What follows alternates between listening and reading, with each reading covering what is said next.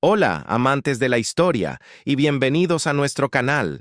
Hoy nos sumergimos en las turbulentas aguas del Tíber para desentrañar uno de los mayores enigmas de la antigua Roma. Viajaremos más de 2000 años atrás para encontrarnos cara a cara con una figura que cambió el mundo para siempre, Cayo Julio César. Un hombre cuyo nombre es sinónimo de poder, conquista y tragedia. La pregunta que ha resonado a través de los siglos sigue vigente. ¿Fue César un héroe del pueblo, un campeón de los desfavorecidos o un tirano ambicioso que destruyó la república para satisfacer su sed de poder? Prepárense, porque vamos a analizar las luces y sombras de este titán de la historia. Para entender a César, primero debemos entender la Roma en la que nació. A finales del siglo II a.C., la República Romana era una olla a presión a punto de estallar. Las conquistas habían traído una riqueza inmensa, pero esta estaba concentrada en manos de una élite aristocrática, los patricios, que formaban el Senado. Mientras tanto, la mayoría de los ciudadanos, los plebeyos, se hundían en la pobreza. Los pequeños agricultores, que eran la espina dorsal del ejército romano, perdían sus tierras mientras luchaban en guerras lejanas, y al volver, se encontraban sin nada, obligados a migrar a una Roma superpoblada y llena de tensiones sociales. Era un sistema roto, corrupto y profundamente desigual. En este caldo de cultivo de descontento y agitación surgieron dos facciones políticas: los optimates, que defendían el poder tradicional del Senado y la aristocracia, y los populares que, como su nombre indica, buscaban el apoyo del pueblo proponiendo reformas para ayudar a los más pobres. Y es en este bando, el de los populares, donde un joven y ambicioso Julio César comenzaría su meteórica carrera. César era un patricio de cuna, descendiente de una familia noble, pero no especialmente rica ni influyente en ese momento. Sin embargo, desde joven demostró una astucia y una ambición fuera de lo común. Se alineó con los populares, no solo por convicción, sino porque vio en el apoyo de las masas la escalera perfecta para ascender al poder. Sus primeras acciones políticas ya apuntaban en esta dirección. Como edil, organizó juegos y espectáculos grandiosos para el pueblo, ganándose su favor y su afecto, aunque para ello tuviera que endeudarse hasta las cejas. Sabía que la popularidad era una moneda tan valiosa como el oro.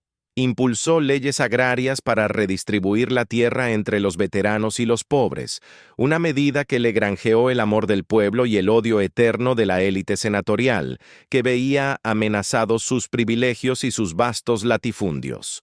César se presentaba a sí mismo como el defensor de los oprimidos, el hombre que lucharía contra la corrupción de un senado egoísta. Para sus seguidores, era una luz de esperanza, la única persona capaz de reformar una república que ya no servía a sus ciudadanos.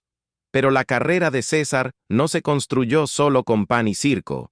Su genio militar fue la verdadera clave de su poder. Su campaña en las Galias, que duró casi una década, no solo le proporcionó una riqueza incalculable y un ejército increíblemente leal y experimentado, sino que también forjó su leyenda. Las noticias de sus victorias llegaban a Roma, en parte gracias a sus propios escritos, los Comentarios de la Guerra de las Galias, una obra maestra de la propaganda donde se presentaba como un líder brillante, valiente e invencible. El pueblo lo idolatraba. Sin embargo, en el Senado, el miedo crecía. Veían en César no a un general victorioso, sino a un hombre con un ejército privado a sus órdenes, un poder sin precedentes que amenazaba el equilibrio de la república. Temían que usara esas legiones para tomar el control total de Roma. Y sus temores no eran infundados. El punto de no retorno llegó en el año 49 a.C. El Senado, liderado por su antiguo aliado y ahora rival, Pompeyo Magno, le ordenó disolver su ejército y regresar a Roma como un ciudadano particular para ser juzgado. César se enfrentaba a una elección imposible: obedecer y enfrentarse a una condena segura y al fin de su carrera, o desafiar al Senado y sumir a Roma en una guerra civil. Su decisión, tomada a orillas de un pequeño río llamado Rubicón, cambiaría la historia. Al cruzarlo con sus legiones al grito del Alea y Acta Est, la suerte está echada. César declaró la guerra a la República. Para sus partidarios, este fue un acto de autodefensa necesario contra una élite corrupta que quería destruirlo. Para sus enemigos, fue la prueba definitiva de su tiranía, un acto de traición contra la propia Roma. La guerra civil fue brutal, enfrentando a romanos contra romanos, pero el genio militar de César se impuso. Derrotó a Pompeyo y a las fuerzas senatoriales en batallas desde Grecia hasta Egipto y Hispania. Tras la victoria, César regresó a Roma no como un general, sino como el dueño absoluto del mundo romano. Acumuló títulos y poderes que ningún romano había ostentado antes. Fue nombrado dictador, primero por 10 años y luego a perpetuidad. Controlaba el tesoro, el ejército y nombraba a los magistrados. A efectos prácticos, la república había muerto y él era su rey sin corona. Pero, ¿cómo gobernó? Aquí es donde la visión de César se vuelve aún más compleja. Emprendió un ambicioso programa de reformas. Creó colonias para sus veteranos. Distribuyó tierras, reformó el calendario juliano que usamos con modificaciones hasta hoy, perdonó a muchos de sus antiguos enemigos en un acto de clemencia y otorgó la ciudadanía romana a habitantes de las provincias, integrando más el imperio. Para muchos, estas reformas demostraban que su objetivo final era crear un Estado más justo y eficiente, arreglando los problemas que la vieja república había sido incapaz de solucionar. Era un déspota, sí, pero un déspota ilustrado que usaba su poder absoluto para el bien común. Sin embargo, para un grupo de senadores aferrados a las viejas tradiciones republicanas, cada uno de estos actos solo confirmaba su tiranía. La concentración de poder en un solo hombre era una abominación, una traición a 500 años de historia republicana. El culto a su personalidad, con estatuas y honores divinos, les parecía intolerable. Temían que el siguiente paso fuera declararse rey, un título odiado en Roma desde la expulsión de los antiguos monarcas. Liderados por figuras como Bruto y Casio, un grupo de conspiradores decidió que solo había una forma de salvar a la república: asesinar al tirano, y así en los idus de marzo del año 44 a.C., en pleno Senado, Julio César fue apuñalado hasta la muerte a los pies de una estatua de su antiguo rival, Pompeyo. Los conspiradores creían que, eliminando a César, la república renacería milagrosamente de sus cenizas. Pero se equivocaron terriblemente. El asesinato de César no restauró la república, sino que la aniquiló para siempre. El pueblo de Roma, que amaba a César, se enfureció y persiguió a los asesinos.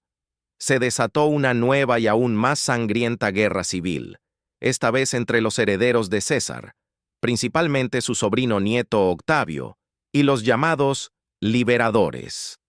Al final de esta lucha, fue Octavio quien se alzó con el poder absoluto y bajo el nombre de Augusto se convirtió en el primer emperador de Roma, poniendo el último clavo en el ataúd de la República.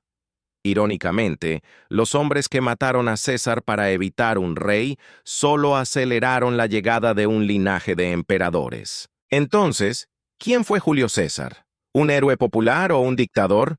La verdad, como casi siempre en la historia, es que fue ambas cosas. Fue un político populista que entendió y utilizó el descontento de las masas para su propio ascenso. Fue un genio militar implacable que expandió las fronteras de Roma. Fue un reformador visionario cuyas políticas mejoraron la vida de muchos ciudadanos. Y fue un autócrata ambicioso que, paso a paso, desmanteló las instituciones republicanas y concentró todo el poder en sus manos, allanando el camino hacia el imperio. Su legado es esa dualidad fascinante. No se puede negar que destruyó la libertad de la élite senatorial, pero ¿qué libertad tenía el campesino sin tierra o el pobre de Roma bajo esa misma élite? César representa el eterno dilema entre orden y libertad, entre el gobierno de un hombre fuerte que trae estabilidad y las imperfectas pero valiosas instituciones de un gobierno colectivo. Su historia nos obliga a preguntarnos qué valoramos más y qué estamos dispuestos a sacrificar. La figura de Julio César sigue siendo un espejo en el que se miran líderes y pueblos, y un recordatorio de que las repúblicas pueden morir, no solo por la ambición de un hombre, sino también por su propia incapacidad para adaptarse y servir a todos sus ciudadanos. ¿Y tú qué piensas? ¿Fue César un salvador o un destructor? Déjame tu opinión en los comentarios, me encantaría leerla. Si te ha gustado este viaje a la antigua Roma, no olvides darle a me gusta, suscribirte al canal y activar la campanita para no perderte nuestros próximos episodios. Gracias por acompañarnos y hasta la próxima, exploradores de la historia.